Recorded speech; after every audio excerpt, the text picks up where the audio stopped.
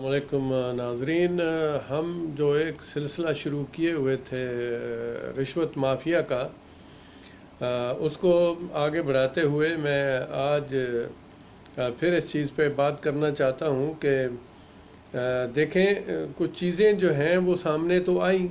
Prime minister साहब ने ये जो काम किया है, जिन जिन लोगों के बारे में कोई सोच नहीं सकता था, उन सब की रिपोर्ट जो है वो शाया करके और इस पे क्रिमिनल केसेस बनाने की सिफारिश करके एक मैं समझता हूँ कि बहुत बड़ा जो कारनामा है वो किया है। लेकिन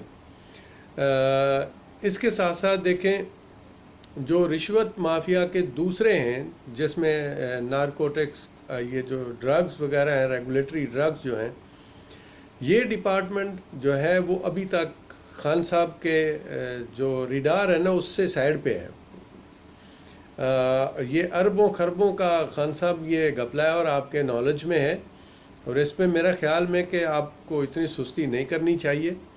और उसके साथ साथ एक कल जो खबर परसों सुनने में आई थी, जो इस्लामाबाद के मेयर जो हैं जिनको सस्पेंड किया गया था, उनको इस्लामाबाद हाई कोर्ट ने रिटेन कर दिया ड्यूटी पर। तो इस चीज़ को देख के ये लगता है कि एक ऐसे शख्स को जिसको कबीना ने सस्पेंड किया था 3 महीने के लिए, उसको हमारी इस्लामाबाद हाई कोर्ट ने ड्यूटी पर रिज्यूम कर दिया। अफसोस की बात तो है, ये बार बार जो सिलसिले चल रहे हैं हमारी अदालतों की तरफ से, जो बाज़ सूरत हाल बनती है जिसमें ये समझें कि एक सेल लग जाती है बाज़ को चीज़ों की, तो यही एक वजह है कि जिसकी वजह से करप्शन जो है ना उस पर कंट्रोल करना बड़ा मुश्किल हो रहा है। एनी हाउ, इसमें जनाब चीफ जस्टिस ऑफ पाकिस्तान गुलजार अहमद साहब मौजूद हैं। इंशाल्लाह वही इस जुडिशरी को दुरुस्त करने में अपना जो किरदार है वो अदा करेंगे इंशाल्लाह ताला।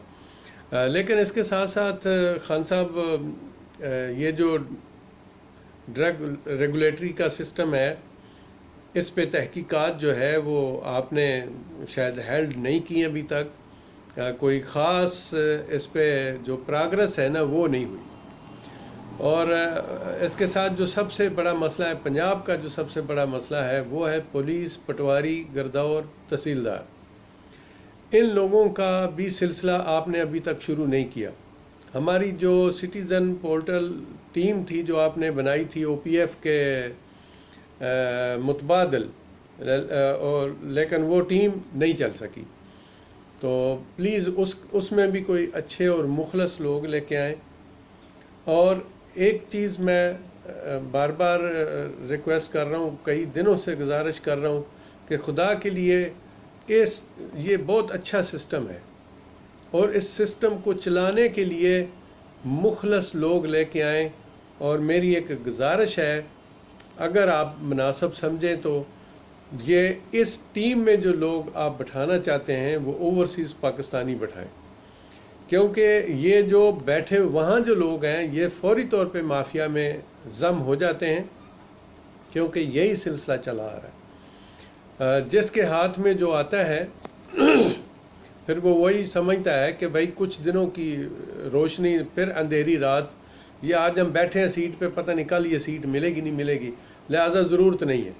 तो वो करप्ट माफिया से मिल जाते हैं। जैसे आपके पास सारे प्रूफ और सबूत आ चुके हैं आपकी सिटीज़न पोर्टल टीम के, तो इसलिए मेरी ये रिक्वेस्ट है कि आप कोशिश करें कि ओवरसीज़ पाकिस्तानियों में से इस टीम में जो है ना वो लोग बैठाए जाएँ। जहाँ तक जनाब सैयद जुल्फ़ी बुखारी साहब का तल्लक है, तो उनके जो गिरदोनवा में लोग बैठे हुए हैं वो भी उसी किस्म के बैठे हुए हैं जो माफिया का एक हिस्सा हैं और वो काम करना नहीं चाहते। सब का मैं थोड़ी देर जुल्फ़ी बुखारी साहब के ऑफिस में गया था और इन लोगों से मिला था। मैं आज से 6-7 महीने पहले की बात है। तो उनकी हरकतें जो उस वक़्त उनके सामने, जुल्फ़ी बुखारी साहब के सामने और उनका रवैया था, लेकिन वहाँ से निकलने के बाद उनका रवैया और था। तो इसलिए इस किस्म के जो लोग हैं उनका बंदोबस्त किया जाए, उनको उनकी सीटों से हटाया जाए, क्योंकि वो इन सीटों के काबिल नहीं है। खान साहब, ये एक पूरी टीम चाहिए मैंने एक कॉलम लिखा था, ये उसमें ईरान का हवाला भी दिया था कि देखें ईरान में जो इनकलाब आया था उसने 200 साल पुराना जो सिस्टम था एक हुकूमत का, रज़ा शाह पहलवी का, जो ख़ानदान दर ख़ानदान चला आ रहा था, वो 24 घंटे में कैसे तबाह बर्बाद हुआ था। उसके लिए एक टीम थी जो तैयार की गई थी 25 साल के अंदर। आपने 22 साल बहुत मेहनत की, बहुत कुछ किया, लेकिन अब 22 साल में आपसे टीम तो तैयार कोई नहीं हुई थी जो इस सिस्टम को चला सकती। आपके पास चंद लोग हैं जो आपकी तरह मुखलस हैं, बाकी वही सारी टीम आई थी, उन करप्ट माफिया की आई थी। जैसे वो करते थे कि एक तरफ से जब फ़ायदा ले लिया तो फिर दूसरी जो पार्टी होती थी उसमें जाके जम हो जाते थे, और उसके बाद वो अपने जो छुरे थे वो तेज़ कर लेते थे और अपना अपना हिसाब लगाते रहते थे। लेकिन यहाँ आके वो सब के ख्वाब जो है ना वो चिकनाचूर हुए हैं। अब जिनके करप्शन के ख्वाब चिकनाचूर हुए हैं उनको आप एक आंख नहीं बार रहे, डे एंड नाइट वो आपकी टांगें खींचने के चक्कर में है और आपको रास्ते से हटाने के चक्कर में है। लेकिन अल्लाह की ज़ात जो है जब वो बचाने पे आती है तो कोई किसी को कुछ नहीं कह सकता। कहते हैं ना, वो चिराग क्या बुझे जिसे रोशन खुदा करे। तो अल्लाह ताला की मेहरबानी से आप आए हैं। और इसमें मैं एक चीज़ और ऐड करना चाहता हूँ आपके लिए कि प्लीज़ एक बात याद रखें, बहुत हो गया 2 साल में बहुत कुछ सुन लिया कि भाई पिछलों ने ये किया। ये बातें हम तकरीबन 70 साल से यही सुनते हैं, और ख़ासकर 30-35 साल से यही कहानियाँ इन दोनों पार्टियों ने आपस में जो थी वो बांटी हुई थी कि जब मैं जाऊँगा तो 5 साल मैं आपके रोने रोता रहूँगा, जब आप आओगे तो आप मेरे रोते रहना। तो इसलिए अब ये माजी की जो कहानियाँ हैं खान साहब, उससे हम गुजारिश करते हैं कि उसको बंद किया जाए। और कहते हैं ना कि जो कई लोग ऐसे होते हैं जो माजी पे रोते हैं, मुस्तकबिल में हवाई किले तामीर करते हैं, लेकिन जो उनके पास प्रेजेंट मौजूद होता है, जो हाल में उनके पास मौजूद होता है, उससे वो फ़ायदा नहीं उठाते। तो इसलिए आपसे हम ये गुजारिश करते हैं कि देखें जो भी सूरत हाल है उस सूरत हाल को सामने रखें। आप इस वक्त इस हाल में हैं, इस प्रेजेंट में मौजूद हैं, आप इस वक्त से फ़ायदा उठाएं। आप माजी को भूल जाएं कि माजी में क्या हुआ। अल्लाह का शुक्र है कि अब माजी वालों ने जो किया था उसको काफ़ी हद तक आप कंट्रोल कर चुके हैं।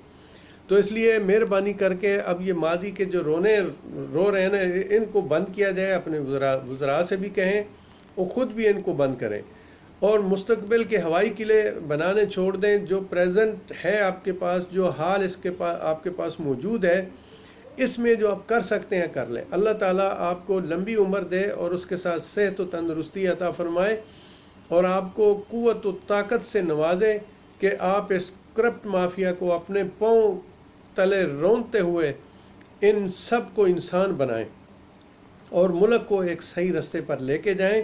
और उसके लिए हम दुआ करते हैं, लेकिन ये हम रिक्वेस्ट भी करते हैं, चूँकि मौत पर हमारा किसी का भी कंट्रोल नहीं है, ये अल्लाह सुब्हान ताला के हाथ में है। आपके पास जो ज़िंदगी है वो इंतहाई कीमती है। आप एक आम पाकिस्तानी नहीं है। अल्लाह ताला ने आपके हाथ में इस मुल्क की तकदीर दी है कायदे आज़म रहमतुल्लाह अलैह के बाद। तो इसलिए आप इस वक्त से फ़ायदा उठाएं, वक्त ज़ाया मत करें। खान साहब इस चोरों के कानून को ख़त्म करें और एक ऐसा कानून लाएं जो इस पाकिस्तान और इस कौम के लिए बेहतर हो। अल्लाह ताला आपका हामी व नासर हो। हम सब दुआ गो हैं आपके लिए और हर तरह से आपके हम साथ खड़े हैं। तो इसलिए आप मेहरबानी करें, कोशिश करें कि ये जो आपने कुछ टीमें बनाई हैं जैसे टाइगर फोर्स है, और ये सारी टीमें काम वाली हैं। हम समझ रहे हैं, हम जो लोग मुल्क से बाहर हैं वो मुल्क वालों से बेहतर समझ रहे हैं कि आप क्या कर रहे हैं। ये बिल्कुल आप एक ठीक रास्ते की तरफ हमें लेके जा रहे हैं।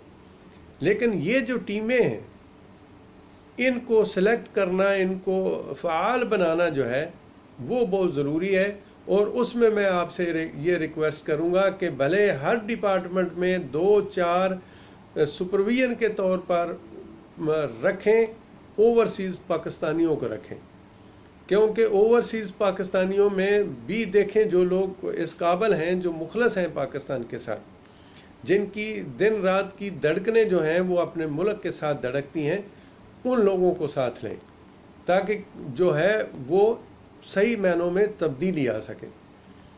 ठीक है, पाकिस्तान के अंदर जो लोग हैं वहाँ भी बड़े बड़े मुखलस लोग हैं, ऐसी बात नहीं है कि वहाँ से लोग मुखलस ख़त्म हो गए हैं, लेकिन वो इसलिए दिल बर्दाश्ता और दिल साख्ता हैं कि उनको पता है कि इससे पहले उनके साथ क्या हुआ, इसलिए लोग खामोश हैं।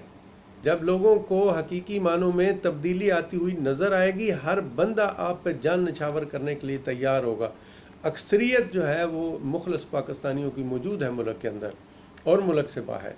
तो आप हम ओवरसीज़ वालों को भी मौका दें कि हम भी इस पाकिस्तान की तामीर में कोई किरदार अदा कर सकें। अल्लाह आपका हामी नासर हो और आपको तौफीक अता फरमाए कि आप माजी को भूल जाएं, मुस्तकबिल में हवाई किले तामीर करने बंद करें प्लीज़, और इस वक्त जो आपके पास है इसको इस्तेमाल करें और इसका फ़ायदा उठाएं और इस चोरों के कानून को ख़त्म करके जो सही कानून है उसको नाफज किया जाए। खुदा हाफिज़।